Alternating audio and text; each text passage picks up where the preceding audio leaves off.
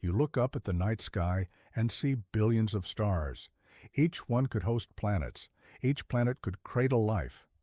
We hear nothing, no signals, no visitors, no proof that anyone else made it this far. Scientists call this the Fermi Paradox. The universe should be crawling with intelligence, but it feels empty, dead quiet. The Great Filter Theory tries to explain this silence. Somewhere between dead rock and spacefaring civilization lies a barrier so brutal that almost nothing survives it. Most species hit this wall and vanish. The question that keeps researchers awake at night: where is this filter? Are we approaching it? Or did we already slip through? What if the answer changes everything we think we know about our past? If you value documented scientific research like this, subscribe. It's the best way to support our work. Also, comment from which city you're hearing this from. This script is researched and factual, using sources from NASA's Astrobiology Institute and the Journal of Astrobiology. Now back to the story. 4.5 billion years ago, Earth was a molten hellscape. Asteroids the size of mountains slammed into cooling rock. The atmosphere choked with methane and ammonia. No oxygen, no liquid water, no chance for complex life. Yet within 800 million years, something extraordinary happened. Single-celled organisms appeared in the primordial soup. This wasn't luck.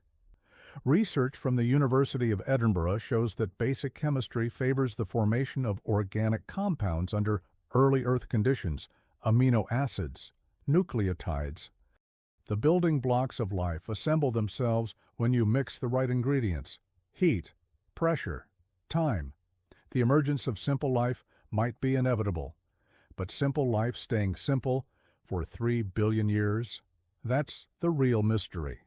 For most of Earth's history, bacteria ruled everything. They built massive reef systems called stromatolites. They invented photosynthesis and pumped oxygen into the atmosphere. They survived ice ages that froze the entire planet, yet they never developed beyond single cells. No tissues, no organs, no complex structures, just endless reproduction in the primordial ooze. Then, 1.8 billion years ago, something changed. A bacterial cell swallowed another bacterial cell instead of digesting it. The captured cell became the first mitochondrion. The powerhouse of complex life was born. This event, called endosymbiosis, happened exactly once in Earth's entire history. Not twice, not 100 times. Once.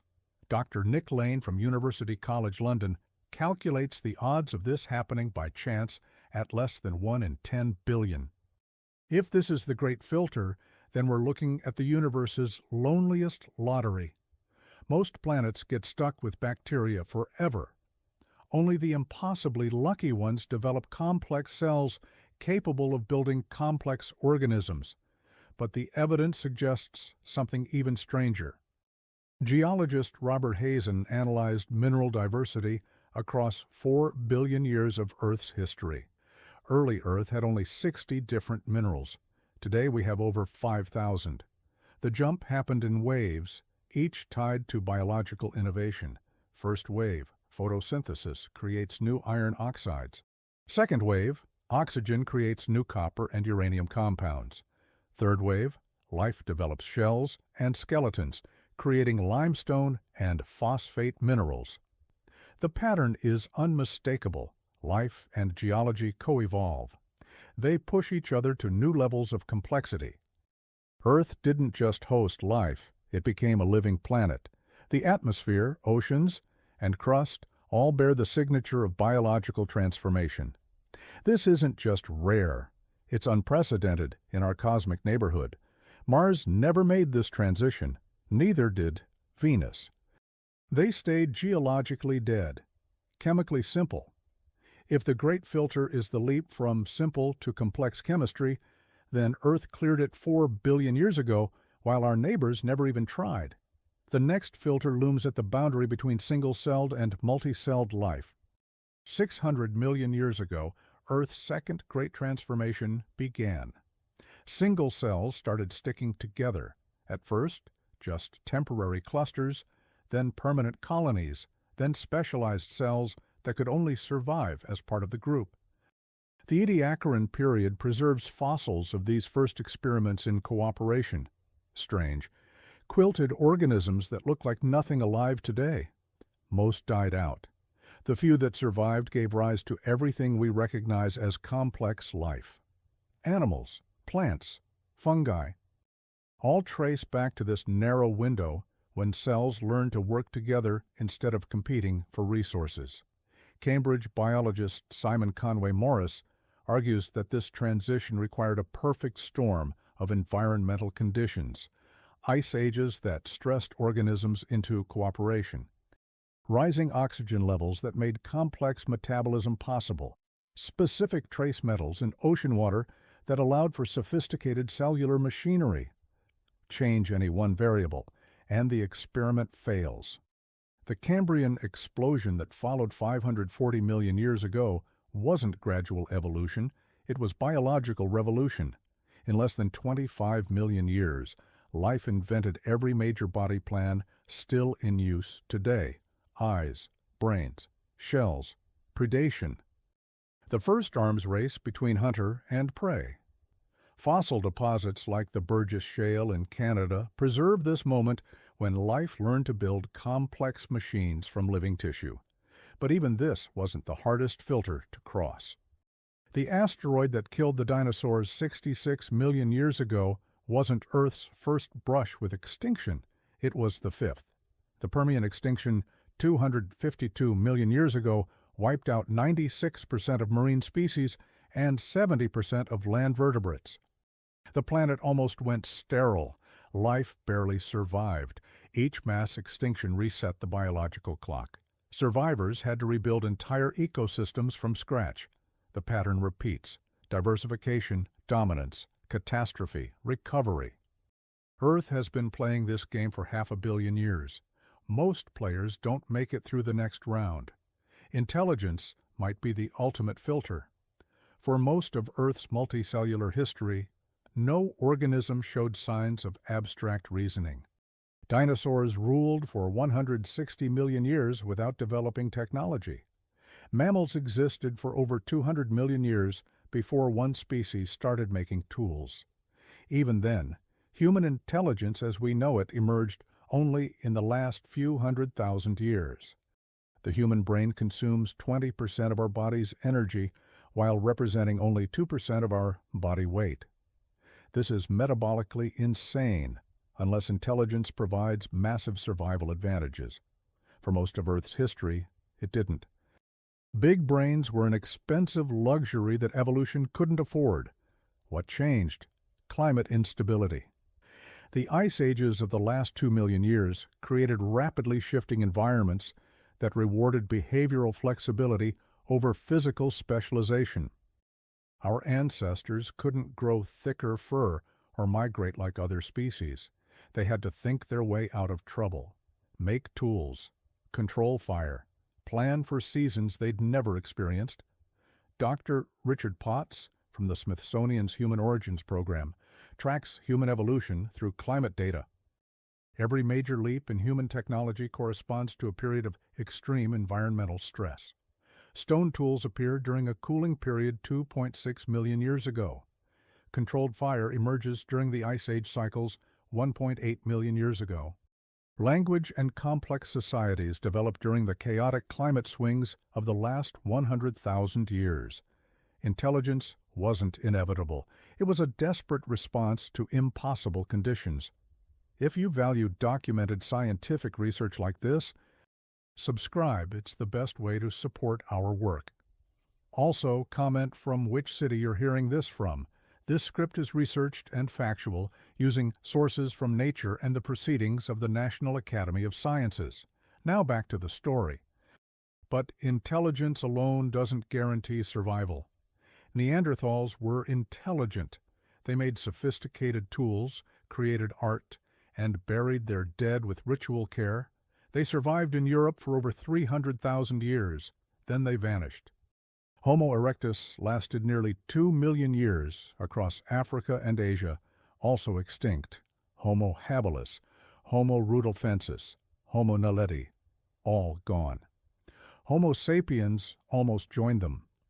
Genetic analysis reveals that our species passed through a population bottleneck around 70,000 years ago. Our entire lineage narrowed to perhaps 10,000 individuals. One bad winter, one volcanic eruption, one failed hunt too many, and intelligence disappears from Earth forever. We survived by accident. A few thousand refugees in Africa, clinging to coastlines and river valleys, while the rest of the continent turned to desert. These are your ancestors. Everyone reading this descends from that tiny population that somehow didn't starve. The technology filter might be the cruelest of all. Developing technology requires specific materials in specific concentrations. Iron ore near coal deposits, copper veins close to tin sources, oil and gas trapped in accessible reservoirs. Earth won the geological lottery. Its magnetic field protects a thick atmosphere. Its moon stabilizes the axial tilt. Its position in the solar system keeps water liquid. Its collision history scattered rare metals through the crust. Remove any of these advantages, and technological civilization becomes impossible. No magnetic field means no atmosphere. No large moon means chaotic season. No heavy element enrichment means no metals. The combination of factors that made human technology possible might occur in fewer than 1 in a million worlds. Even with perfect conditions, technology creates its own filters. Nuclear weapons appeared just 77 years after powered flight. Climate change follows 200 years behind the Industrial Revolution. Artificial intelligence emerges before we understand human intelligence. Each breakthrough brings new ways to destroy ourselves. The window between developing dangerous technology and developing the wisdom to control it grows narrower with each generation. Most civilizations might incinerate themselves within centuries of discovering fire. Yet here we are, 7 billion humans spreading across the planet. Satellites in orbit, robots on Mars, radio signals announcing our presence to anyone listening. If the great filter lies behind us, we're the winners in a cosmic game with trillion-to-1 odds. But the evidence for this interpretation grows stronger every year. The James Webb Space Telescope has examined hundreds of exoplanet atmospheres. Most show no signs of oxygen, no evidence of complex chemistry, no biosignatures that would indicate life more sophisticated than bacteria. Even worlds in the habitable zone around stable stars remain chemically dead. This doesn't prove we're alone. It suggests that whatever process creates complex and oxygen-producing life is extraordinarily rare. If Earth-like planets can't even develop photosynthesis, they'll never host technological civilizations. The Drake equation estimates the number of communicating civilizations in our galaxy. When Frank Drake first calculated it in 1961, the estimates ranged from 1,000 to 100 million active civilizations. Modern refinements based on exoplanet data and astrobiology research have reduced this number dramatically. Dr. Claudio Grimaldi from the École Polytechnique Fédérale de Lausanne published calculations in 2020 that suggest we might be the first technological civilization in the Milky Way. Not the only one that will ever exist, but the first to reach this level of development. If true, we're not searching for equals, we're pioneers. The implications cascade through everything we thought we knew about our place in the universe. If the great filter is behind us, then life as we know it isn't common, it's a miracle. The chain of improbable events that led from dead rock to human consciousness might happen once per galaxy per 10 billion years. We're not searching for neighbors. We're alone on a timescale that makes geological ages look like moments. This changes the moral calculus of everything. Every species extinction represents irreplaceable information loss. Every technological setback risks permanent regression. Every existential threat could end the only known example of matter becoming aware of itself in this cosmic neighborhood. But it also means we're not facing the filter. We've already passed through it. The brutal selection process that eliminates most attempts at complexity and intelligence happened to our ancestors, not to us. We inherited a planet already transformed by 4 billion years of successful biological innovation. The silence of space isn't evidence of our coming doom. It's proof of our extraordinary luck. Recent discoveries from the Atacama Desert in Chile reveal just how extraordinary this luck might be. The driest place on Earth still hosts microbial life in conditions that would kill everything else. These organisms survive on trace amounts of water extracted from mineral salts. They represent the absolute limit of life's tenacity. Yet even these extremophiles couldn't build complex ecosystems. They can't develop multicellularity. They exist at the very edge of what's possible for biology. If Earth's most resilient life forms can barely survive in harsh conditions, what does this say about life's prospects on truly hostile worlds? Mars once had liquid water and a thick atmosphere, billions of years to develop complex life. Yet the most optimistic projections suggest it might have hosted simple microbes, not civilizations. If a planet with Earth-like early conditions can't cross the complexity filter, then Earth's success looks even more improbable. The search for extraterrestrial intelligence continues, but the expectations have shifted. We're not looking for a galaxy teeming with advanced civilizations. We're searching for evidence that the great filter can be crossed more than once. Each negative result strengthens the hypothesis that we've already survived the worst cosmic lottery. Ground-penetrating radar in the Sahara Desert recently revealed massive networks of underground rivers that sustained complex ecosystems during Earth's arid periods. Life didn't just survive extinction events, it found ways to thrive in hidden refugia while the surface world collapsed. This pattern of survival and recovery might be unique to Earth's geological complexity. The Moon's gravitational influence creates tidal pools where complex chemistry can concentrate and evolve. Earth's magnetic field deflects radiation that would sterilize surface life. The planet's iron core generates electrical currents that power atmospheric circulation, remove any component worse, and the life support system fails. We're living inside a machine fine-tuned by 4 billion years of trial and error. Every breath you take contains oxygen produced by ancient bacteria. Every mineral in your body was concentrated by geological processes that shaped continents. You are the end product of the most successful evolutionary experiment in the known universe. The Great Filter might explain why we haven't found anyone else yet, but it doesn't explain what comes next. If we've passed the filter, then our survival changes from desperate luck to enormous responsibility. We're carrying the flame of consciousness through cosmic dark. What we do with that flame determines whether intelligence survives or dies with us. The choice is ours. The filter is behind us. The future remains unwritten.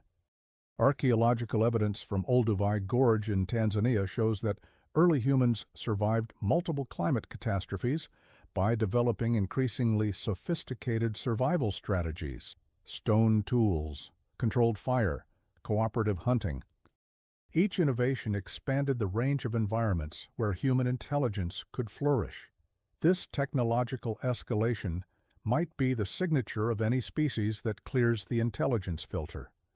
But recent analysis of Neanderthal sites across Europe reveals a different pattern. They developed complex tool technologies and maintained stable populations for hundreds of thousands of years without technological acceleration, intelligence without exponential growth, sophistication without space travel. They cleared the cognitive filter but hit a different barrier. What separated Homo sapiens from our extinct cousins wasn't superior intelligence. It was insatiable curiosity combined with unprecedented cooperation. We built networks that spanned continents, shared innovations across generations, created cumulative culture that grew faster than any individual could manage. This might be the final filter, not the emergence of intelligence, but the emergence of collective intelligence that can solve problems no individual mind can comprehend. Technological civilization requires millions of specialists working together toward goals they'll never live to see completed. The social innovations that enable this cooperation might be rarer than. Recent excavations at Göbekli Tepe in Turkey date the world's first monumental architecture to 11,600 years ago. Hunter-gatherers with no permanent settlements somehow organized the labor to move stones weighing 16 tons and carve intricate symbolic reliefs. This represents a cognitive revolution in social organization that preceded agriculture by thousands of years. The builders of Göbekli Tepe solved coordination problems that challenged human societies for millennia. How do you motivate strangers to work together? How do you maintain group cohesion across generations? How do you encode knowledge in symbols that preserve meaning across cultural change? These aren't technological problems. They're social problems. The solutions required new forms of human consciousness, abstract thinking, symbolic representation, and shared meaning systems that could bind thousands of individuals into cooperative networks. This social breakthrough might be what ultimately separated us from every other intelligent species.